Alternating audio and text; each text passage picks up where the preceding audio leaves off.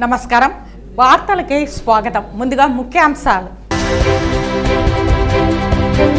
revenue మంత్రి ధర్మాన మాటలు అధర్మంగా ఉన్నాయి న్యాయస్థానాలకు ప్రభుత్వ సంఖ్యలు వేయకండి రాష్ట్ర ప్రభుత్వం తీసుకొచ్చిన ల్యాండ్ టైటిలింగ్ యాక్ట్ చీకటి చట్టాన్ని ఉపసంహరించుకోవాలి హెచ్చరించిన రాయలసీమ పోరాట సమితి కన్వీనర్ నవీన్ కుమార్ రెడ్డి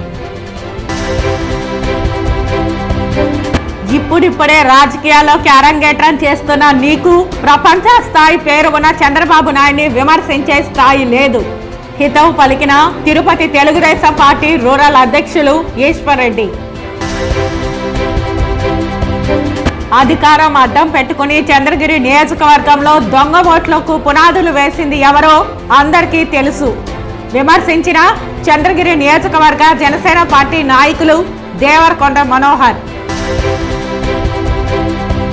వైసీపీ ప్రభుత్వం